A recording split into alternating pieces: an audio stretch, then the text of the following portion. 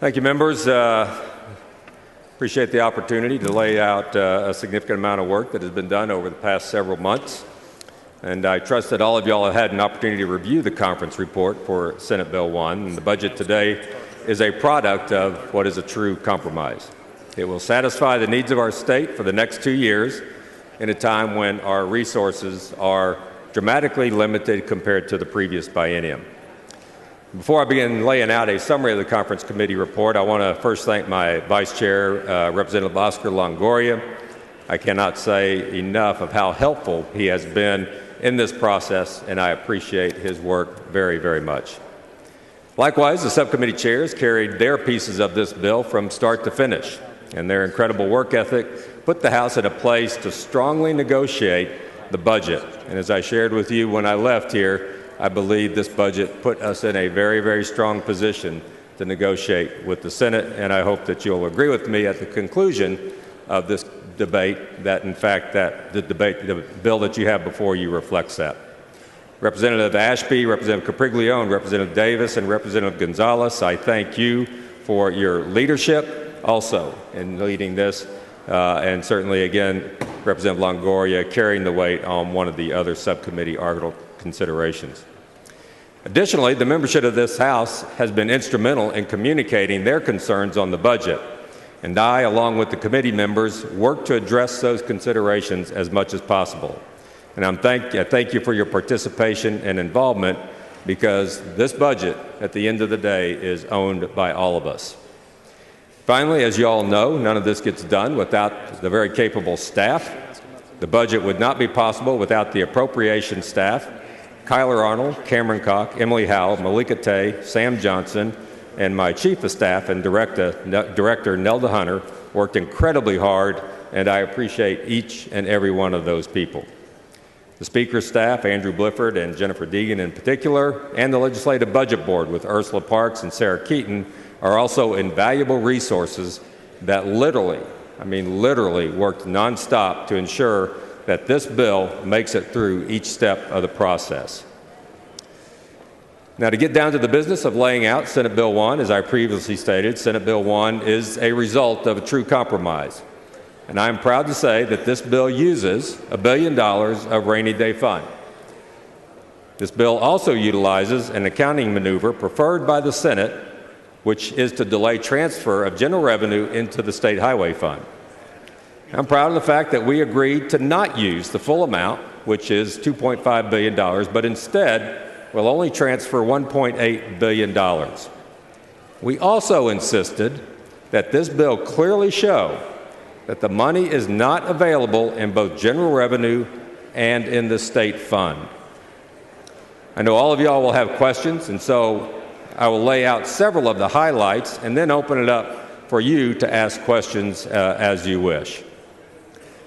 So some of the major funding issues in SB 1 are as follows. In public education, we maintained full funding for enrollment growth and provided for an increase in the golden penny yield. There's an additional $75 million for districts experiencing rapid property value decreases. Members, this overlaps significantly with those of you who have what we call ASSETAR districts. At this moment in time, there is not another way to give relief to those ASSETAR districts other than the depressed property value, and there is a significant overlap in that circumstance.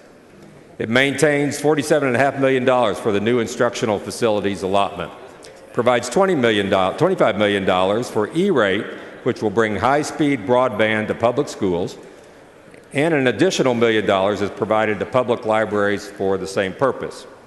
$1.6 billion in pre-kindergarten funding, with $236 million going to districts implementing high-quality pre-K. And a very important thing that you want to take home, members, is TRS Care. There is a 2-year solvency fix paid for with changes in HB 3976 by Representative Ashby that provides for a $350 million payment. In higher education, financial aid increases at a time where we have a more limited revenue over this current biennium in Texas grants and TEOGs at the junior colleges.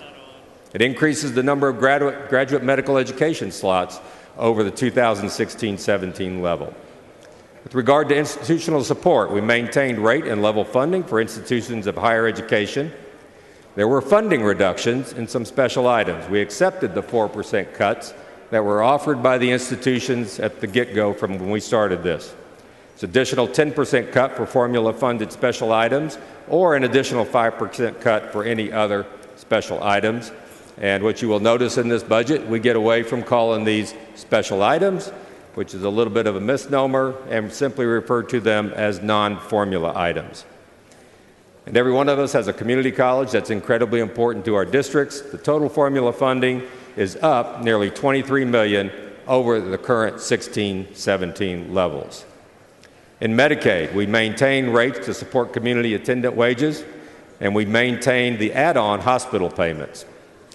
$24.5 million is used to restore approximately 25% of the Medicaid therapy rate reductions and $14.1 million for the phased-in implementation of the therapy assistance policy change rate reduction.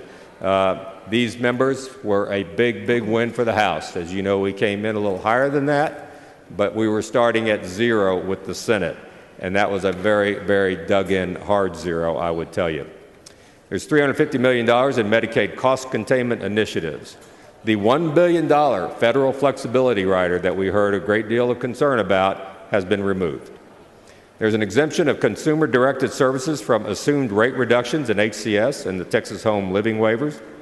SB 1 directs an evaluation of the managed care system in Medicaid. As many of you know, this has been quite a run that we've had with this. It's time to step back and let's do an evaluation of just how it's working. In women's health, there's an increase of $30.4 million in GR. There's also an assumption of federal funding match assumed for Healthy Texas Women in 2019. As you may be aware, that was federal funding that we opted out of quite a number of years ago, and with the new administration in Washington, we believe that this is a very good chance we can return these federal funds to Texas. There's no changes in eligibility for early childhood intervention.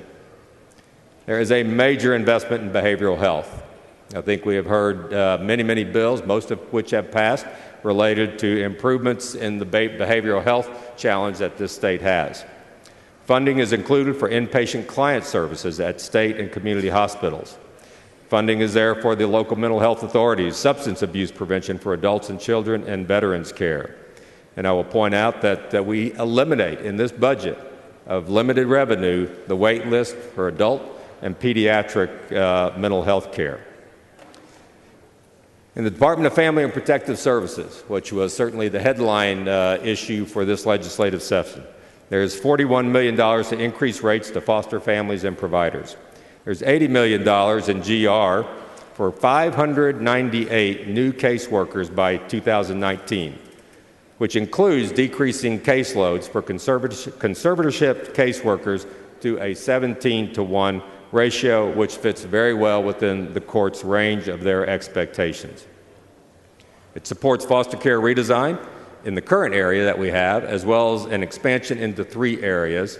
We came in recommending 2, they came in recommending 4. It was just an even split.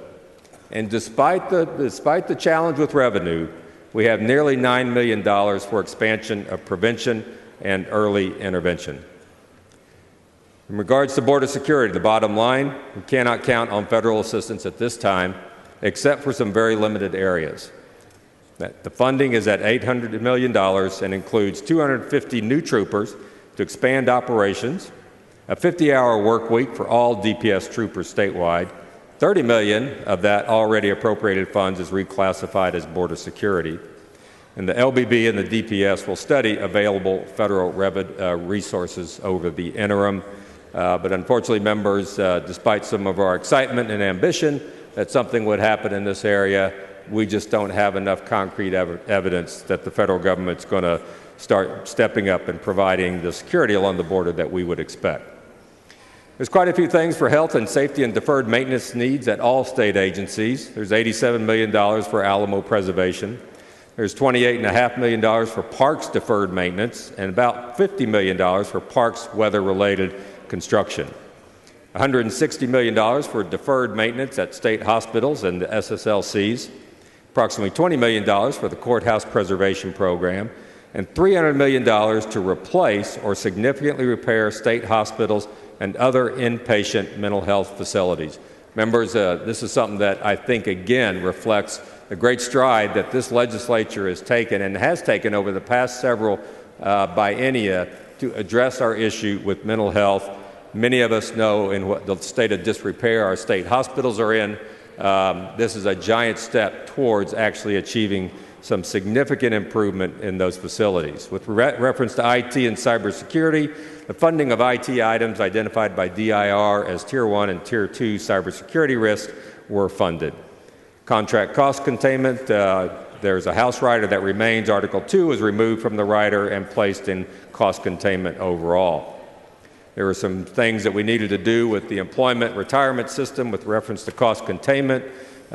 These are things that do disincentivize out-of-network freestanding emergency rooms, and we are working with our state's health-related institutions on securing an improved rate structure and encouraging value-based plans to help rein in some of those costs.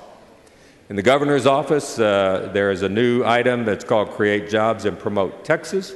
This is the new goal that actually includes tourism, film, spaceport, the Governor's University Research Initiative, DAG, and the Texas Enterprise Fund. It includes $100 million in new money to be used across all items. There's new funding formula for correctional managed health care. As you know, this is an area that we frequently come in with a shortfall. We have worked with UTMB and those institutions that are involved in providing this care and come up with a new way to provide that funding, but a way that still retains their ability to cover the cost of GME. A priority for the House was safe and clean drinking water, funding items at TCEQ and the Water Development Board. Those things are included. At TxDOT, funds critical agency needs that include 313 FTEs and the deferred maintenance. High-speed rail, we have a rider that ensures that any proposed HSR line is built with private funds while protecting the agency's ability to perform its state and federal duties. With regard to ports, there's $40 million to help do things that are critically important to enhancing our Texas ports. And then we spoke of the Border Intelligence Transportation System that I spoke to with reference to Chairman Pickett and Chairman Moody from the back mic. Constitutional spending limits in SB 1 is under Article 3, pay-as-you-go. Under Article 8, limitation on growth of appropriations. It is within the Article 3 debt limit and Article 3 welfare spending limit. Gentleman's time expired. Thank you, Mr. Speaker. I didn't think I'd take up the whole time, but I guess my people who wrote my script knew exactly how long it would take. And with that, I would yield to questions, Mr. Speaker.